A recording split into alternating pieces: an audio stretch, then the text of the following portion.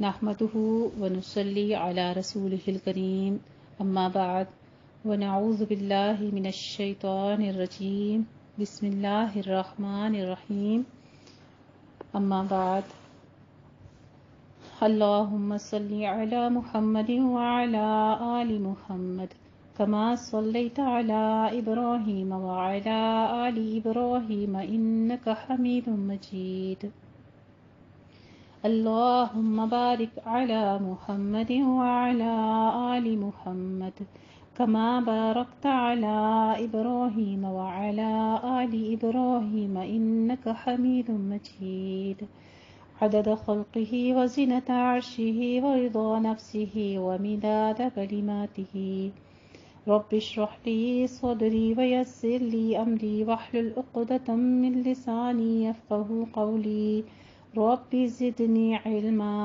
رب يسر ولا تعسر وتمم بالخير اللهم فقهنا في الدين إياك نعبد وإياك نستعين اهدنا الصراط المستقيم آمین یا ربنا آمین۔ الحمدللہ، آج ہم آغاز کریں گے اپنی عربی گرامر بک کا۔ چونکہ ہمارا مقصد صرف اور صرف اللہ تعالیٰ کی رضا پانا ہے، اس کا کلام سیکھنا ہے، تو اس کے لیے ہمیں عربی زبان جاننا ضروری ہے۔ قرآن مجید عربی زبان میں نازل ہوا، اس لیے ہم یہ کورس کریں گے انشاءاللہ تعالیٰ۔ مختصر سا ہے، کوئی مشکل نہیں ہے، بہت ہی آسان ہے۔ اللہ سبحانہ تعالیٰ ہم سب کے لیے آسانیاں فرمائے۔ اللہم احسن عاقبتنا فی الامور کلہا۔ اللہ رب العزت ہمیں ہمارے نفس کے شر سے پناہ دے اور اس دنیا کی نفسا نفسی کے شر سے نکال کے اپنی اس پاک کلام کو سیکھنے، سمجھنے اور اس پر عمل کرنے کی توفیق عطا فرمائے اور اس کو ہمارے لیے سہل و آسان فرما دے۔ اللہ سبحانہ و تعالیٰ اپنے کلام سورہ یوسف آیت نمبر 2 میں فرماتے ہیں اِنَّا أَنزَلْنَاهُ قُرْآنًا عَرَبِيًّا لَعَلَّكُمْ تَعْقِلُونَ۔ بلا شبہ ہم نے قرآن عربی اتارا ہے، امید ہے کہ تم عقل سے کام لوگے۔ عربی زبان کی سب سے بڑی فضیلت یہ ہے کہ اللہ تعالی نے اپنا کلام قرآن مجید اسی زبان میں اتارا۔ عربی زبان ایک جامع زبان ہے۔ اس کی فصاحت و بلاغت اور اس کی لفظی یا معنوی وسعت پر غور کرنے سے معلوم ہوتا ہے کہ اللہ تعالی نے اس زبان کا انتخاب اس لیے فرمایا کہ یہ تمام زبانوں کے مقابلے میں ہر حیثیت سے بہتر اور افضل ہے، اور جس طرح کی وضاحت یہ زبان کر سکتی ہے وہ کسی اور زبان میں ممکن ہی نہیں۔ اس لیے اسے ام اللسنہ یعنی زبانوں کی ماں بھی کہا جاتا ہے۔ عربی زبان کی اہمیت کے بارے میں فرماتے ہیں تاریخ کے ہر دور میں ایک زندہ و تابندہ زبان کی حیثیت سے رہی ہے اور آج بھی اپنی تمام تر خوبیوں کے ساتھ ایک ترقی یافتہ زبان ہے، جبکہ دنیا کی عام زبانیں زمانے کے ساتھ ساتھ بدلتی رہتی ہیں۔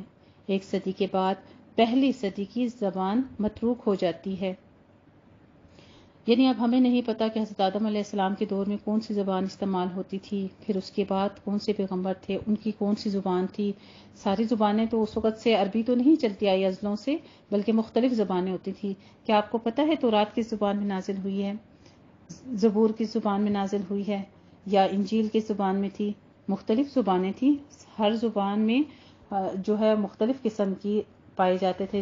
جس نبی کا جو دور ہوتا تھا اور جو ان کے ہاں زبان ہوتی تھی اس میں سے اسی زبان کے نبی چنے جاتے تھے تاکہ ان کو اللہ کے کلام کو، اللہ کے احکامات پہنچانے میں آسانی رہے اور لوگوں کو سمجھنے میں کسی کے پاس یہ حجت قائم نہ رہے کہ ہمیں تو یہ زبان ہی سمجھ نہیں آتی۔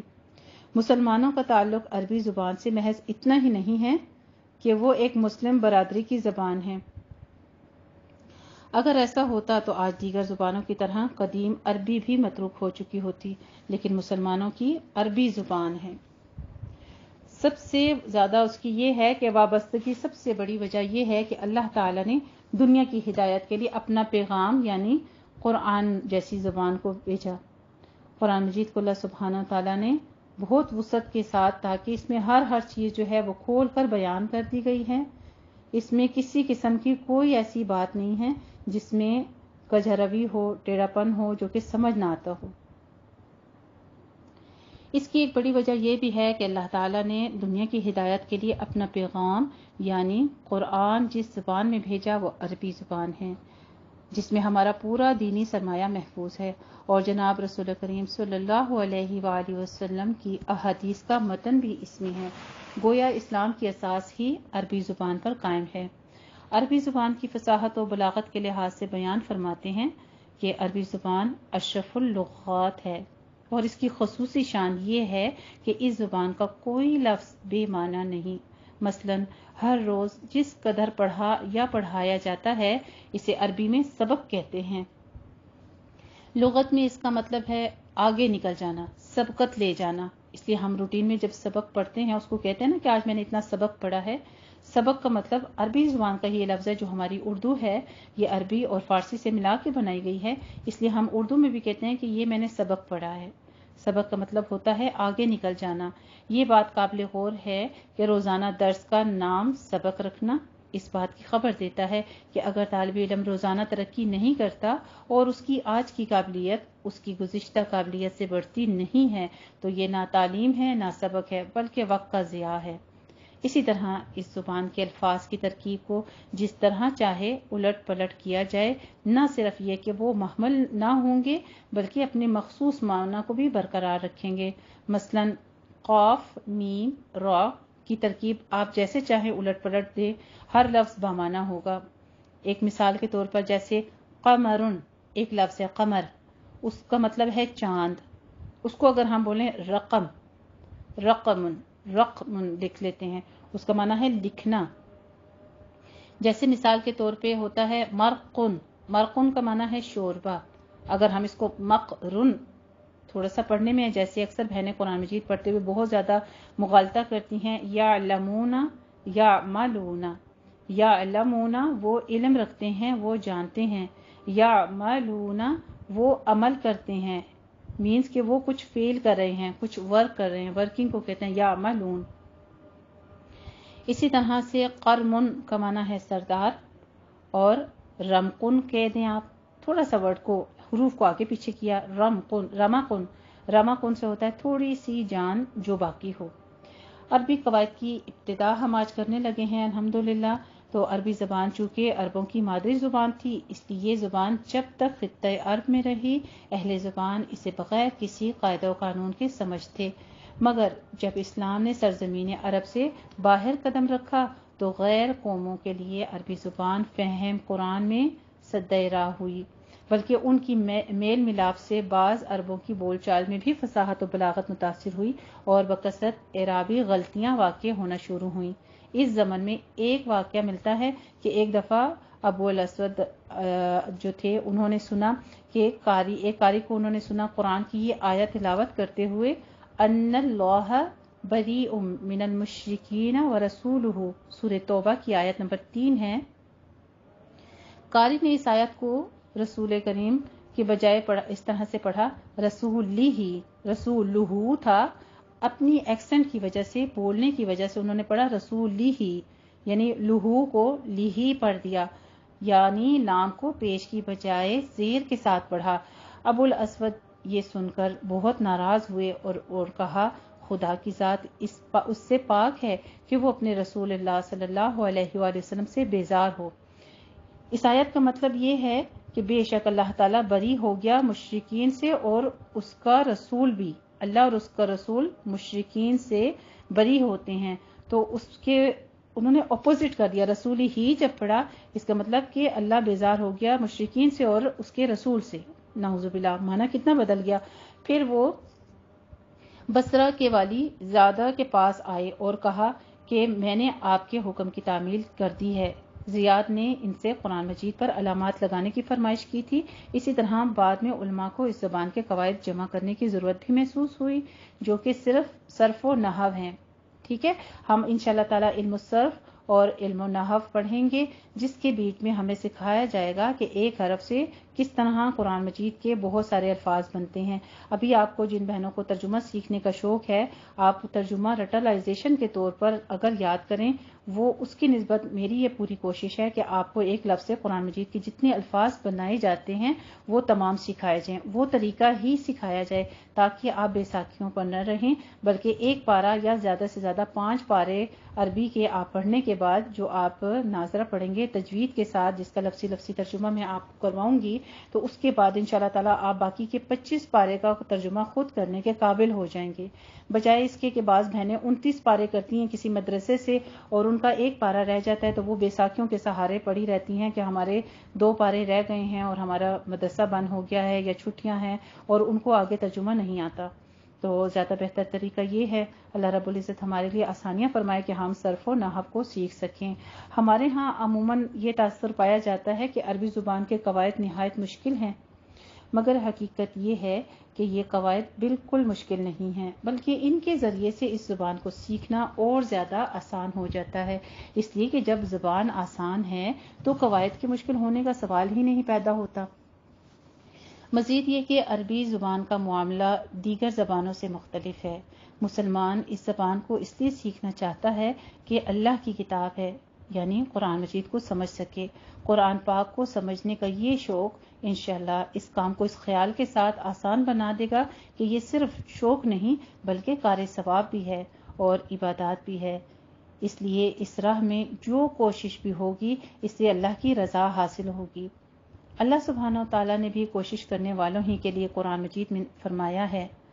سورہ قمر آیت نمبر 17 میں فرماتے ہیں وَلَقَدْ يَسَّرْنَا الْقُرْآنَ لِلذِّكْرِ فَهَلْ مِن مُدَّكِرٍ، اور بلا شبہ ہم نے قرآن مجید کو نصیحت حاصل کرنے کے لیے آسان بنا دیا ہے، تو کوئی ہے جو اس سے نصیحت حاصل کرے۔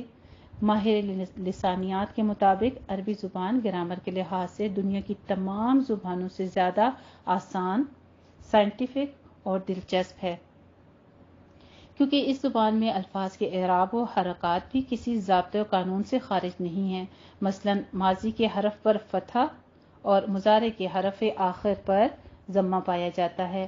فتح اور ضم کے معنی پر غور کرنے سے معلوم ہوتا ہے کہ فعل ماضی میں چونکہ گزشتہ کا حال کھل جاتا ہے اس لیے اس پر فتح، جس کا معنی ہے کھولنا، اور فعل مضارع میں چونکہ حال اور مستقبل کے 2 زمانوں کو ضم کر دیا جاتا ہے اس لیے اس پر ضمہ آتا ہے۔ عربی قواعد جو ہم سیکھنے لگے ہیں اس کی اہمیت کیوں ہے؟ کس لیے ہم عربی قواعد کو سیکھتے ہیں؟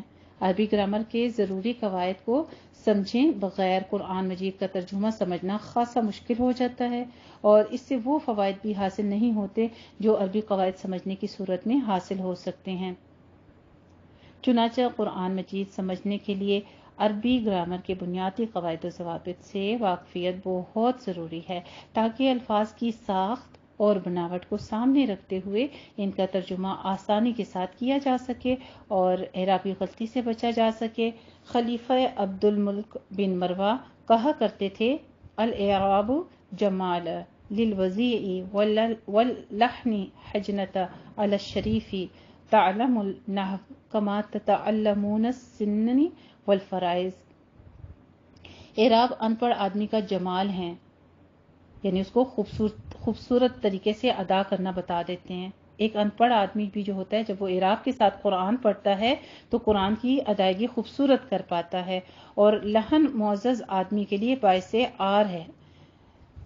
نحو کو اس طریقے سے سیکھو جیسے تم سنن اور فرائض کو سیکھا کرتے ہو، یعنی علم و نحو اور علم و صرف کا سیکھنا اس طرح ہے جیسے تم سنت اور فرض کو سیکھتے ہو۔ اس کتاب کی تحریر کا بنیادی مقصد طالب علم کے اندر عربی گرامر کی روشنی میں قرآن مجید کا ترجمہ سمجھنے کی صلاحیت پیدا کرنا ہے۔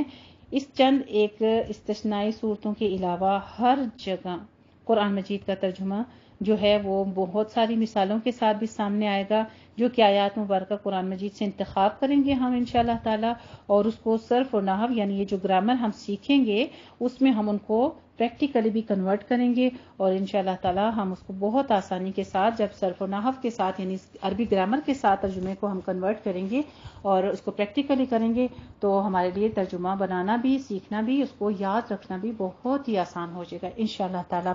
اللہ سے ثابت قدمی کی دعا مانگتے ہوئے ہم اپنے آج کے پہلے چیپٹر کا آغاز کرتے ہیں۔ یہ تھوڑا سا انٹروڈکشن تھا عربی گرامر کہ ہم کیوں سیکھنا چاہ رہے ہیں، اس کی اہمیت اور اس کی فضیلت کیا ہے اور اس کا مقصد کیا ہے پڑھنے کا۔ اب ہم اس کی کچھ بنیادی اصطلاحات جو ہیں یعنی بیسک گرامیٹیکل ٹرمز جو ہیں ہم اس کو پڑھیں گے، اور یہ آپ نے نام یاد کرنے ہیں، چھوٹے چھوٹے سے نام ہیں، صرف جیسے آپ میں سے ہر ایک کا نام ہے اس طرح قرآن مجید کی اس عربک کانٹیکسٹ کے اوپر حرکات لگائی گئی ہیں، اس کو کیا کہتے ہیں، ٹھیک ہے؟ تو اردو میں تھوڑی سی میں آپ کو ڈیفینیشن بتاؤں گی اور پھر آپ کو انشاءاللہ تعالی اس کو میں گروپ میں شیئر کر دوں گی، پھر آپ لوگ اس کو یاد بھی کر لیجیے گا۔ بس ابھی آپ غور سے سنیے صرف۔ نمبر ایک چیز تو سب سے پہلے ہم بار بار بولتے ہیں کہ حرکات لگائی گئی ہیں اس کے اوپر، تو حرکت ہوتی کیا چیز ہے، حرکت کیا ہوتا ہے؟ زبر زیر پیش کو حرکت کہتے ہیں۔ یہ ہر ایک چیز جو ہے ساکن ہو گیا، جزم ہو گیا، حرکت کہتے ہیں۔ حرکت والا حرف جو ہے متحرک ہوتا ہے۔ عربی زبان میں زبر کو فتح اور فتح والے حرف کو مفتوح کہتے ہیں۔ اسی طرح زیر کو کسرہ سین کے ساتھ ہے، ٹھیک ہے، کاف سین را۔ کسرہ والے حرف کو مکسور کہتے ہیں، اور پیش کو ضمہ ضاد کے ساتھ ہے، ضاد ضمہ، ضمہ والے حرف کو مضموم کہتے ہیں۔ اس کے بعد ہم پڑھیں گے، یہ ہم قواعد التجوید میں یہ سارے ایک ایک چیپٹر کے اوپر ایک ایک دن ہمارا لگے گا، صرف آپ کو آج نام بتا رہی ہوں۔ یہ تمام ہم زبر کا فتح کا ایک پیج ہے پورا پڑھیں گے، اسی طرح کسرہ کا ایک پیج ہے وہ پڑھیں گے، تو وہاں پہ آپ کو مزید طریقے سے سمجھ آ جائے گی کہ فتح کیا ہے اور فتح کا طریقہ کیا ہے۔ زبر کو کہتے ہیں، بچپن سے آپ پڑھتے آئے ہیں، کوئی مشکل بات نہیں ہے، زبر زیر پیش ہے، لیکن چونکہ اب ہم عربی گرامر پڑھ رہے ہیں اور تجوید پڑھ رہے ہیں تو اس لیے ان کے آپ نے یہی نام یاد کر لینے ہیں، زیادہ بہتر ہے، ٹھیک ہے؟ فتح، کسرہ، ضمہ۔ اس کے بعد سکون ہے۔ سکون کسے کہتے ہیں؟ جزم کو، یعنی حرکت کے نہ ہونے کو سکون کہتے ہیں۔ سکون والے حرف کو، جزم والے حرف کو مجزوم کہتے ہیں۔ پھر ہمارے پاس ہوتا ہے تنوین۔ تنوین کہتے ہیں دو زبر، دو زیر، دو پیش، جیسے آپ پڑھتے آئے ہیں قرآن مجید میں شروع سے ان، ان، اس کو تنوین کہتے ہیں، اور تنوین والا حرف جو ہے وہ منون کہلاتا ہے۔ پھر ہمارے پاس ہے متحرک۔ متحرک کسے کہتے ہیں؟ کوئی بھی حرف جس کے اوپر حرکت ہوتی ہے اسے متحرک کہتے ہیں۔ اور اسی طرح آپ کو میں نے بتایا فتح والے حرف کو مفتوح کہتے ہیں، کسرہ والے حرف کو مکسور کہتے ہیں، ضمہ والے حرف کو مضموم کہتے ہیں۔ جیسے آپ اسی سے اندازہ لگا لیں، جب ہم کسی کو قتل کیا ہے، قتل ایک فعل ہے نا، قتل جس کو مارا جاتا ہے وہ قتل ہو جاتا ہے، اس کو مارنے والا کیا ہوتا ہے؟ جو مر جاتا ہے اسے مقتول کہتے ہیں۔ اس طرح حرکت متحرک، فتح مفتوح، کسرہ مکسور، ضمہ مضموم، جزم مجزوم، ساکن مسکون، ٹھیک ہے؟ بس یہ ہمارے، اور تنوین منون۔ پھر ہمارے پاس حرکت ہوتی ہے شد۔ شد کیا ہوتا ہے؟ یعنی ایک دو حروف کو یکجا جوڑا جاتا ہے، جیسے پہلا ساکن دوسرا متحرک، اس کو شد کہتے ہیں۔ تو شد بھی کہتے ہیں، تشدید بھی کہتے ہیں، اور تشدید والے حرف کو کیا کہتے ہیں؟ مشدد، ٹھیک ہے؟ مشدد۔ یاد رکھیے کہ جس حرف پر تشدید کی علامت ہو اسے 2 مرتبہ پڑھا جاتا ہے۔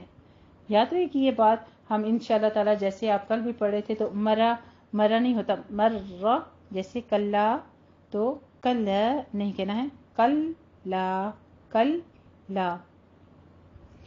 انشاءاللہ تعالی ہم اس کے بارے میں مزید جو ہے اپنی بک میں پڑھیں گے اور پھر اس کے اوپر تھوڑی سی پریکٹس کریں گے۔ جزاک اللہ احسن الجزاء۔ عربی گرامر کے بارے میں بس آج کا ہمارا اتنا ہی لیسن تھا، اور آج آپ کو پریکٹس کے لیے کچھ الفاظ میں دوں گی جس کے اوپر آپ نے پریکٹس کرنی ہے۔ جزاک اللہ۔